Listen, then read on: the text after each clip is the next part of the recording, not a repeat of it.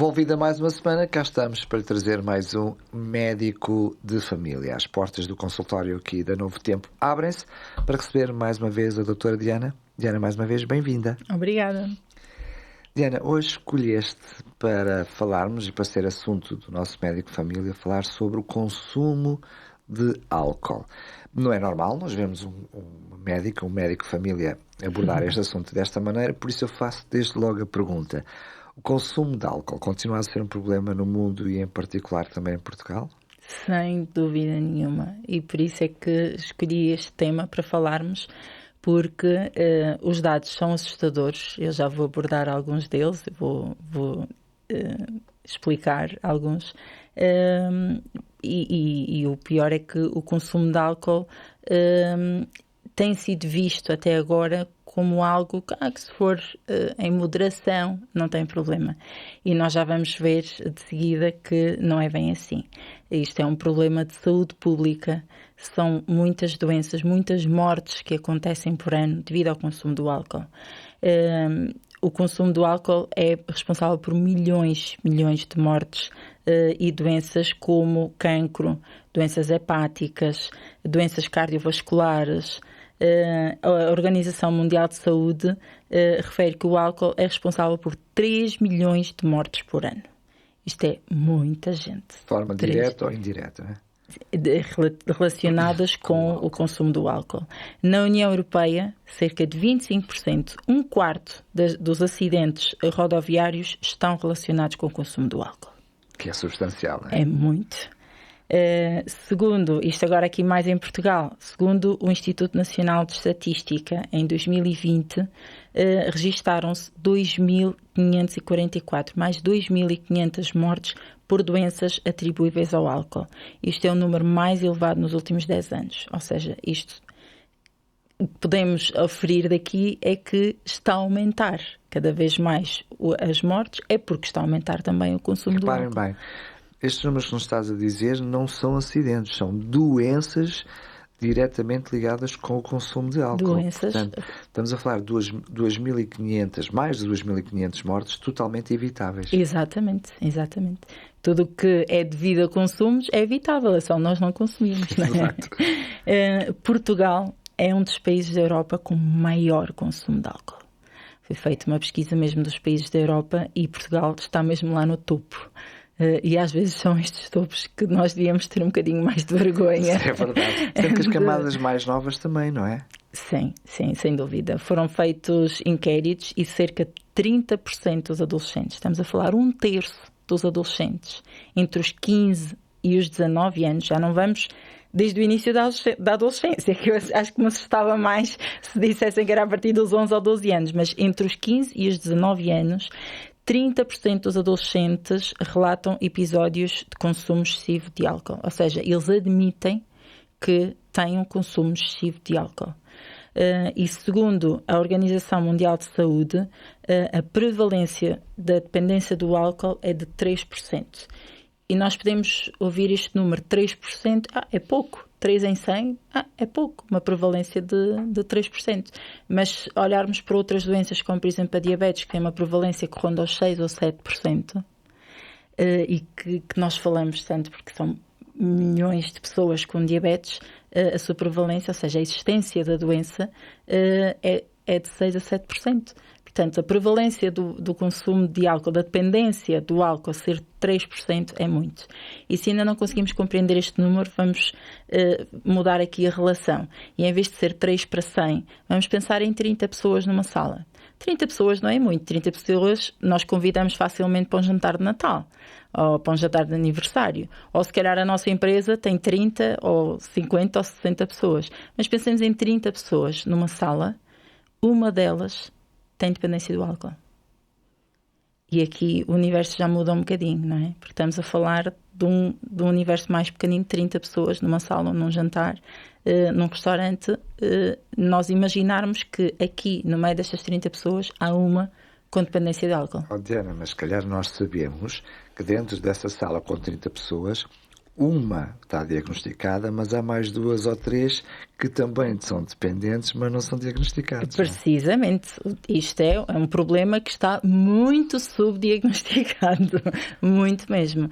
E estamos a falar da dependência, que é o grau, digamos assim, mais grave do consumo de álcool, mas se nessas 30 pessoas uma tem dependência, muitas mais têm problemas de uso abusivo do álcool, né, de consumo já de risco ou nocivos, que já vamos ver a seguir. Até porque, se forem feitos esses inquéritos, não é, para saber se a pessoa é ou não dependente de álcool ou se consome álcool excessivamente, a esmagadora maioria vai dizer que não. Não, é? Não, sem dúvida, sem dúvida. As pessoas dizem, eu não bebo muito.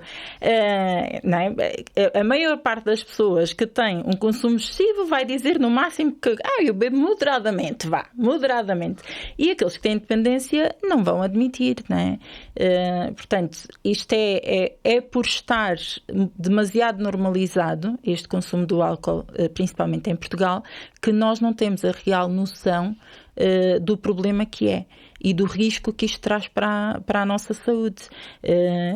E a Organização Mundial de Saúde é clara ao dizer que nenhuma quantidade de álcool é segura para a saúde. Nenhuma. Não estamos a falar de pouco ou de beber uma cervejinha de vez em quando, é zero álcool. Sendo que eu diria que os estudos mais recentes, até, enfim, no passado já falámos também aqui no Médico Família sobre isso, mostram isso que tu estás a dizer agora e a partilhar connosco, mas não podemos fingir que mesmo há pouquinho tempo nós saberíamos de colegas que até indicavam o consumo de um copinho de vinho à refeição como sendo algo até bom para a saúde.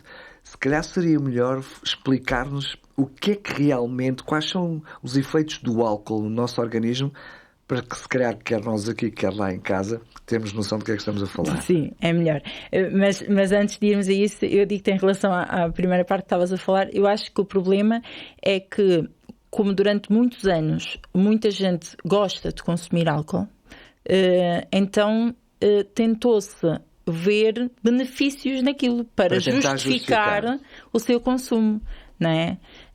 Mas efetivamente traz muito mais danos ao corpo do que um mísero benefício que um antioxidante possa ter num copo de vinho, não é? O benefício não supera o risco de todo. Exatamente. Não precisamos ir muito tempo atrás na nossa história.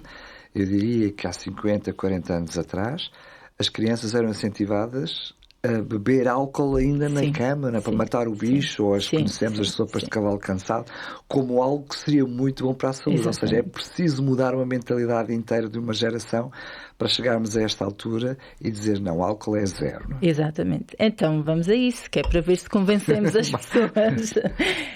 Portanto, a nível cerebral, muitas delas, acho que as pessoas têm noção de que o consumo de álcool, quando prolongado, leva à dependência. Leva a alterações cognitivas, leva a uma descoordenação motora. Né? Nós sabemos, alguém vai a balançar na rua, nós dizemos, olha, está bêbado.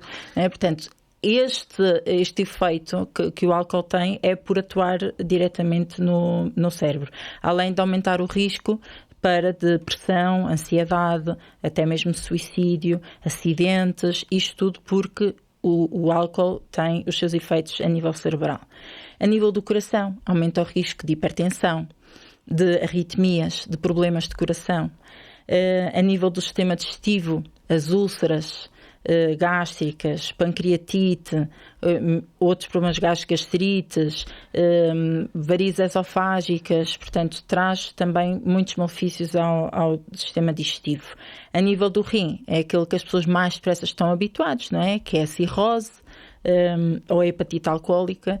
Estes geralmente as pessoas já ouviram falar.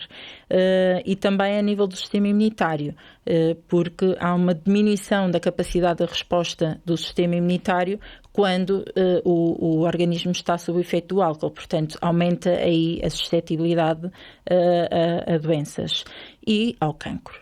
O álcool, o consumo de álcool está diretamente relacionado com 7 tipos de cancro. Desde a cavidade oral, boca, gengivas, língua, faringe, laringe, ou seja, logo mais atrás, a nossa orofaringe, o esófago, o fígado, que é o cancro do fígado, o carcinoma hepatocelular, está diretamente relacionado também com o cancro da mama, principalmente nas mulheres, e, por fim, também do cancro do cólon e reto. E, além disso, esta população, eu acho que está geralmente um bocadinho mais sensibilidade, que são as grávidas, que o mínimo consumo de álcool, isto é mesmo o mínimo dos mínimos, nem que seja meio copo, está relacionado com o risco de síndrome alcoólica fetal, que traz danos irreversíveis para o desenvolvimento físico e mental do bebê, e é um problema que pode perdurar para a vida.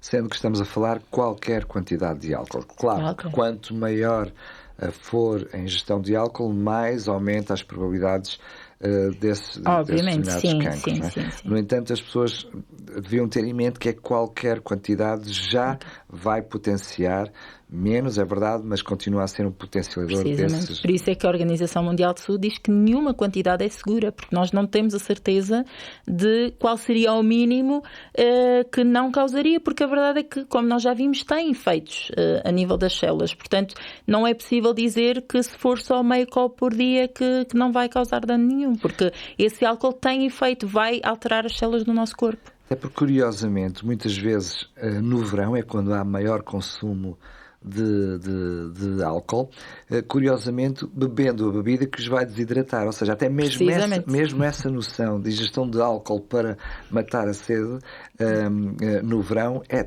totalmente contraproducente. Tem um efeito oposto, claro. Muito bem, vamos só fazer um pequenino intervalo, 1 minuto, 2 minutos, voltamos já a seguir para a segunda parte e com uma oferta muito especial para si. Até já.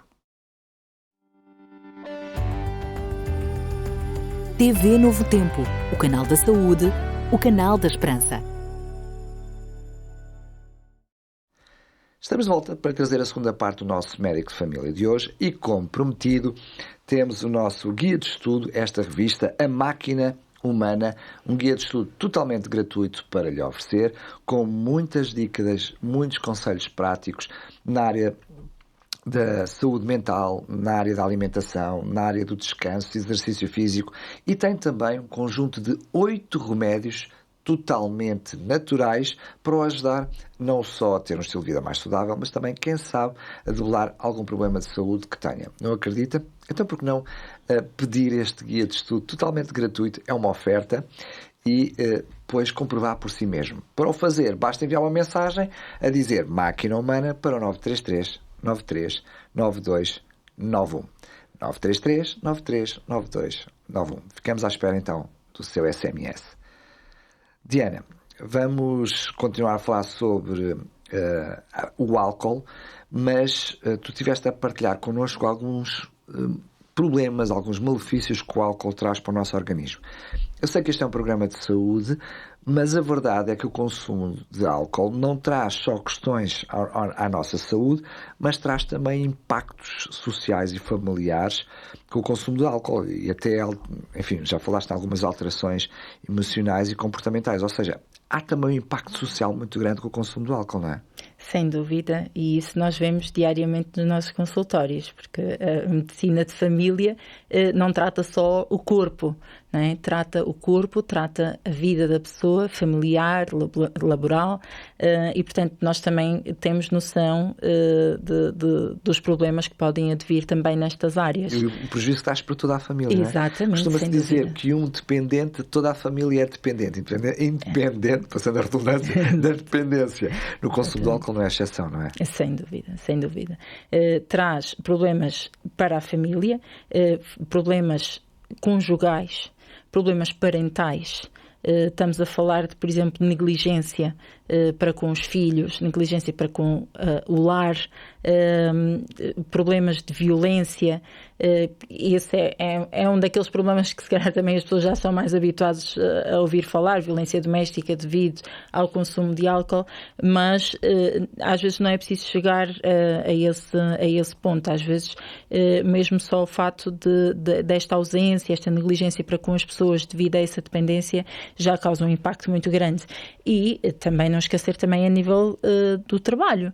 É um problema que leva depois ao absentismo, à falta de rendimento, que nós vimos que afeta a parte cognitiva, portanto a pessoa já não vai ter a mesma produtividade no trabalho e é um problema que estigmatiza e que pode levar até a uma exclusão social da pessoa que tem uma dependência grave e que já não é capaz de gerir a sua própria família.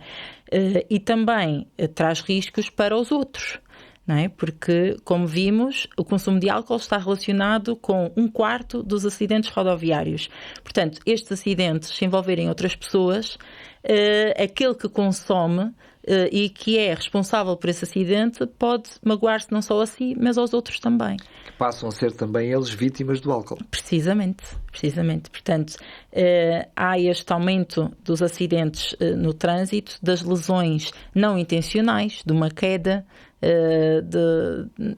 de afogamentos até, e claro, também já falamos na agressividade que pode acontecer também não só dentro de casa. Não é? Uma pessoa, quando já está com um consumo de álcool excessivo, às vezes pode ter alguns atos um bocado mais violentos para qualquer pessoa que passe na rua. Não é? Portanto, e não é incomum nós ouvirmos histórias dessas e aparecerem nas notícias, não é? Mas sabendo que o consumo devia ser zero, sabemos que infelizmente não é isso que acontece na maioria dos casos. E sabemos também, por exemplo, para a inibição de condução, existem determinados valores. Como é que nós podemos fazer essa aferição, essa medição? Pronto, nós em Portugal, a nível até europeu, normalmente falamos numa bebida padrão que contém 10 gramas de álcool. E pronto, é feito um cálculo, não é? Conforme a percentagem de álcool que a bebida tem, do volume do consumo, para chegar a este valor. E esta bebida padrão está definida para ser mais fácil de nós compreendermos estas quantidades. Portanto, uma bebida padrão é uma cerveja pequena, de 20 centilitros. Para o que as pessoas estão habituadas, geralmente é uma cerveja mini, que falam que tem geralmente 20 ou 25 centilitros. Uma bebida padrão também corresponde a meio copo de vinho. Estamos a falar de 10 centilitros de vinho. Portanto, a meio copo de um copo pequeno. É uma medida. É uma medida, sim. Ou também equivale a um shot ou a uma bebida destilada, que geralmente é servida com muito gelo, mas que a quantidade equivale mais ou menos a um shot. Portanto, e quando falamos em consumo de risco, estamos a falar de 2 bebidas padrão para a mulher e 4 para o homem. Portanto, quando falamos em 2 cervejas minis ou 1 copo de vinho por dia, não é por refeição, por dia, numa mulher, isto já é um consumo de risco. Se falarmos no homem em 4 minis, 4 cervejas pequenas ou 2 copos de vinho por dia, isto já é um consumo de risco. Mesmo que seja já as refeições, sendo 2, já está com comportamento de risco. Precisamente. E as pessoas que se calhar bebem 1 copo de vinho à refeição, ou seja, 2 copos por dia, e depois, à meia da tarde ou ao fim do dia, num dia de verão, bebem mais 3 ou 4 cervejas, que nem sempre são das mais pequenas, já estamos num consumo moderado, já estamos num consumo nocivo, que é acima destes valores que nós falamos. Portanto, nós temos o consumo de risco, que é o mais baixinho, e depois passamos para um consumo nocivo, que aí causa mesmo danos diretos ao corpo e à mente. As pessoas têm essa noção? Ou seja, na tua prática clínica, no gabinete, não, é assim, isto não é propriamente novidade para nós, enfim, fazemos estes programas há muitos anos, mas é sempre surpreendente nos lembrarmos dos números. Agora imagina para quem não tem noção disto, não é? E historicamente e culturalmente sempre ouviu o contrário. Enfim. Sim. E agora a pergunta-chave que tem mesmo que te fazer. E para quem bebe, chamada ocasionalmente. Eu até só bebo num dia de anos, é só no Natal.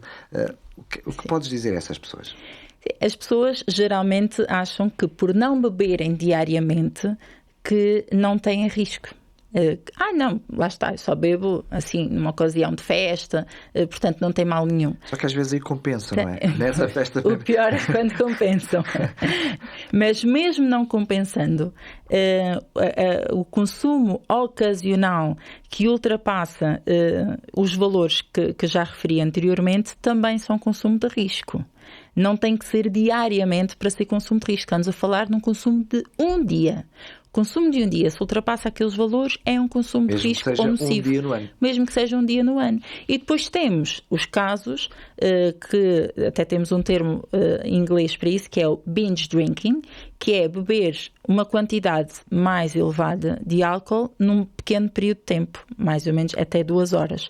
Portanto, isto estamos a falar que pode ser um intervalo, lá está, de um jantar, de uma festa, ali em 2 horas, e aqui falamos num valor um bocadinho mais elevado de álcool, de 60 gramas de álcool no homem, ou seja, 6 bebidas padrão, ou 5 na mulher, 50 gramas de álcool na mulher.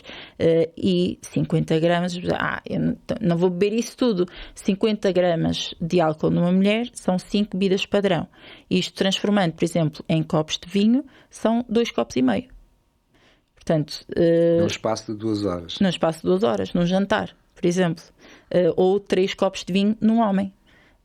E as pessoas, se calhar, acham que beberem 2 ou 3 copos de vinho num jantar de festa não estão a colocar-se sobre este risco do consumo do álcool, mas estão. Muito bem. Sendo que é sempre importante falarmos sobre isto, a questão é... da mesma forma, por exemplo, como a nossa pele tem memória do sol, o consumo que eu faço agora, em termos de doenças relacionadas com o cancro, parece que existe uma memória também, não é? Tu mencionaste no início do programa que os efeitos podem se estender ao longo de vários anos. Portanto, nunca é tarde demais para parar. Ou seja, quem nos está a ouvir agora, está a tomar consciência desta realidade, é a altura certa. Mas muitas vezes é muito difícil. Sabemos que mudar qualquer hábito é muito difícil. Também aí o médico de família e alguns programas dentro, enfim, das suas unidades locais de saúde, trabalham isto para ajudar famílias e pessoas que precisam de ajuda para poder parar com este flagelo, não é? Claro que sim, claro que sim. Nós temos um programa de acompanhamento para as pessoas que têm consumo de álcool e que precisam dessa ajuda para parar, tal como ajudamos as pessoas que também precisam de ajuda para deixar de fumar. O método é mais ou menos o mesmo, o tipo de consultas de acompanhamento é mais ou menos o mesmo, porque estamos a falar de dependências. Portanto, a nossa atuação vai no sentido de ajudar a pessoa a ganhar estratégias para conseguir reduzir até parar aquele consumo. No caso do álcool, claro que os efeitos que o álcool causa no corpo podem manter-se, ou seja, este risco está lá, mas o reduzir e o parar o mais rápido possível ajuda para que esse risco não aumente cada vez mais. Portanto, vamos sempre beneficiar em reduzir e parar esse consumo. E claro que quando a pessoa não é capaz de o fazer sozinha e que ganha essa consciência, é muito importante que procure ajuda. Se o seu médico de referência não dá esse tipo de resposta, o centro de saúde, às vezes há centros de saúde que não têm consulta organizada, mas qualquer médico vai ajudar aquela pessoa a reduzir. É referenciado para onde está a resposta também, não é? Exatamente, mas mesmo que não haja essa consulta organizada de cessação do alcoolismo ou de cessação tabágica, qualquer médico pode fazer esse trabalho. Claro que sim, claro que sim. Sendo que muitas vezes as pessoas podem pensar que estamos a falar já de uma questão de dependência, mas não, estamos a falar de qualquer pessoa, por pouca quantidade que tome e que beba, que queira parar, ou seja, pode e deve ter ajuda, até porque normalmente tem que ser um trabalho global, até como disseste, dentro de toda a família. Portanto, o médico de família é também uma ajuda importante nesse sentido. Sendo que muitas vezes há que ter cuidado que normalmente as pessoas tendem a ter outro vício de substituição, ou seja, historicamente percebemos que quem deixa de fumar muitas vezes consome mais álcool, quem deixa de beber álcool muitas vezes tenta compensar com o tabaco. Há que ter cuidado para não tentar resolver um problema agravando o outro. Exatamente, exatamente. A ideia não é substituirmos uma coisa pela outra. E mesmo, por exemplo, as pessoas que deixam de fumar e que não bebem, às vezes até substituem o tabaco pela comida. Aqui a ideia não é nós substituirmos uma coisa por outra, é nós ganharmos estratégias da nossa vida para que aquele consumo, aquele hábito, aquele vício, aquilo que nós já fazemos com uma certa naturalidade, não o façamos, mas que não precisamos de substituir aquilo por outra coisa que também nos vai fazer mal. Ou podemos substituir sim, mas por algo que seja saudável. Precisamente, por outros hábitos, e por isso é que nós em consulta falamos sobre isso, de quais seriam as melhores estratégias, o que é que a pessoa gosta na sua vida e que seja saudável, que seja bom para ela, que ela possa recorrer àquilo naquele momento em que lhe dá desporto, aumenta a atividade física, outra coisa qualquer. Ler, o bordado, sei lá, qualquer coisa que distraia a mente daquela compulsão que a pessoa está a ter no momento. Obrigado, Diana, mais uma vez. Obrigada. Para si que está desse lado, exatamente com esse espírito de poder ajudar, mudar alguns hábitos que possa ter menos saudáveis, é que nós temos este guia de estudo, A Máquina Humana. Tem várias respostas, várias sugestões, exatamente com dicas muito práticas que pode fazer sozinho ou em família. Tem também uns vastos textos bíblicos que o ajudam a conhecer a vontade de Deus para a nossa saúde, para o nosso corpo, porque afinal de contas foi Ele que criou esta máquina que chamamos Máquina Humana. E o melhor de tudo é que é totalmente gratuito. Basta enviar-nos um SMS para o 933 93 92 91. Dizer-lhe que se não teve a oportunidade de ouvir este programa na íntegra, ou melhor, se gostaria que um amigo, uma amiga pudesse ouvir sobre este assunto, porque provavelmente está a passar por este problema, por que não partilhar o programa, que está disponível no podcast da rádio, em radiorcs.pt e também no YouTube da Novo Tempo Portugal. Chegamos ao fim do nosso Médico Família de hoje, mas se tem também alguma coisa, algum assunto que gostaria que pudéssemos abordar aqui no programa, não hesite, faça-nos chegar a sua sugestão. Quem sabe, no próximo Médico Família, estejamos aqui a falar sobre esse assunto. Marcamos encontro lá. Um grande abraço. Até lá, se Deus quiser.